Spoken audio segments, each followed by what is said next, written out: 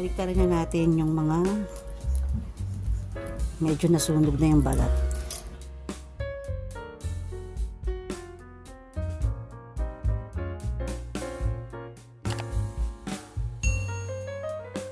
Check na po natin. Mukhang sunog na yung ating. Ayan, ang ganda ng ating pagkakaluto. So, dapat talaga buong talong is masunog natin yung balat niya para ito katulad nito, di ba? Okay na yan. Tapos ito, medyo matigas pa to. So, lutuin natin yan para matanggal natin yung balat mamaya. Kadalasan kasi ang matigas dyan is ito, tsaka yun. So, ito muna. Unahin muna natin yung, ito, okay na to, kaya ito naman yung lulutuin ko.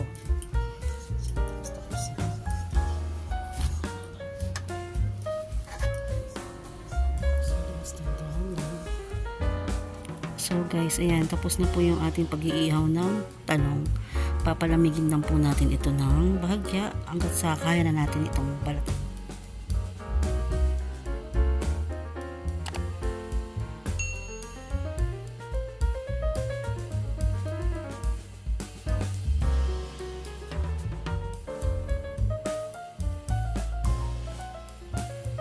Okay guys, ito na po yung ating nabalatang talong. Ngayon, gagawin naman natin yung ating ihahalong panimpla dito bago natin siya itotorta.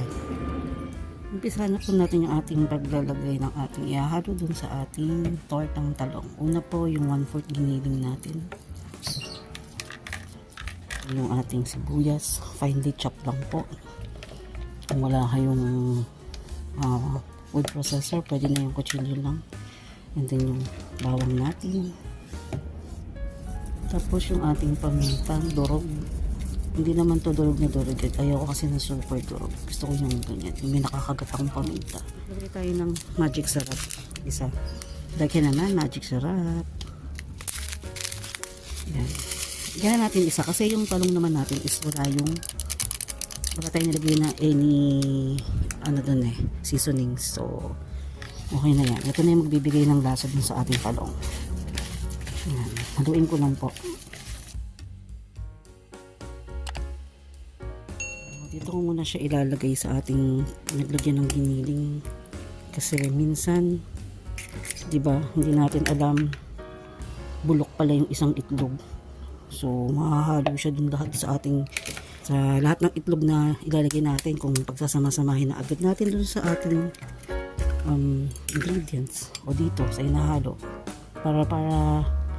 para lang makasigurado tayo isa-isahin natin. Matrabaho pero mas safe at hindi tayo magagastusan kasi kung bulok yung isang itlog at naihalo na rin natin dito natin agad inilagay hindi na natin mababawi, di ba? Hindi na natin makukuha. So dapat ganyan.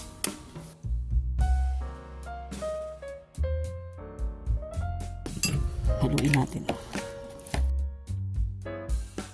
O, diba parang ano pa siya, tingnan natin malabnaw siya. Okay lang yan. Kasi, lalagyan pa natin ito ng breading mix. Yung ating crispy fry. Kung ayaw niya naman ng breading mix, crispy fry, baka naman. Pwede namang harina lang or cornstarch. Ito yung ating talong kanina na inihaw na binaratan natin. Yan. So, isalansan lang natin ng maayos. Tsaka natin ngayon ihuhulog itong ating egg and giniling mixture. Ayan. Dito lang para mahahawakan natin mamaya yung talong pag pinrito natin. Ayan, dami pala. Pero okay lang yan. Ayan. Okay lang yan. Kasi pwede naman nating itorta rin yung giniling pag sumobra dito sa ating talong. So, ito na po yung ating ilalagay. Spicy, kasi may kami sa spicy. Crispy fry, bekinin. So, ganyan lang. Para lang mabuo siya mamaya pag ating pinirito.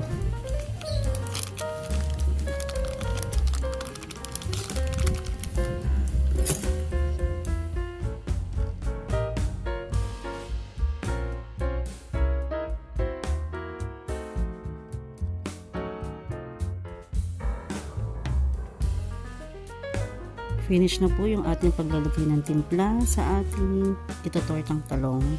Ito yung niligyan natin ng giniging itlog at crispy fry at iba pang seasoning. So, marinate lang natin ito. Ibabad lang natin ito ng 5 to 10 minutes and then piprito na natin siya mamaya. Guys, dahil umulan, change venue tayo. Ipiprito na natin yung ating talong. Gagawin nating torta. Lagyan na po natin ng mantika. Medyo di-deep fry po natin siya. So, dapat medyo madami yung ating mantika para dun sa giniling. I think okay na po yung ating mantika. Ilagay na natin yung ating itotortang talong.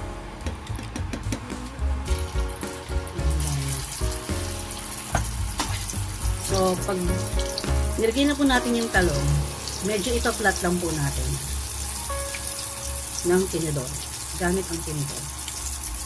Sobrang hina po dapat ng apoy dito guys.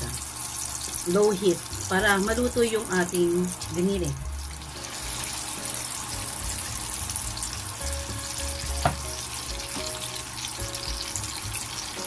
Dalawa lang yung kasya sa aming kawali. So, if may kawali kayo mas malaki, mas maganda.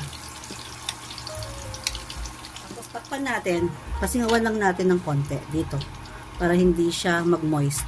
Siya. Kasi malambot po yung ating talong. Pero sakto naman.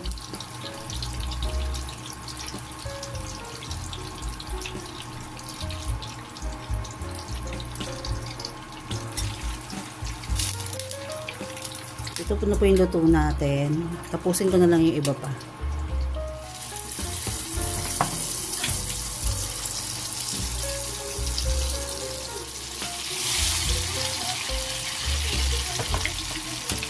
Ating nalutong tortang talong. 2 piraso muna.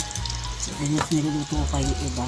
So guys, sobrang dali lang magluto ng tortang talong. Medyo hindi lang perfect yung kanyang shape. Pero I'm sure super sarap nito sa mainit na kanin. Pwede nyo siyang i-partner sa ketchup or toyo kalamansi. So guys, ito lang po para sa ating lutong bahay sa araw na to. Maraming salamat ulit sa pagtambay. Hanggang sa muli po. Maraming salamat sa invitation. Kain na po tayo! Masaya ako dahil sabi ng mga anak ko, ang sarap daw. So try nyo na guys. Maraming salamat!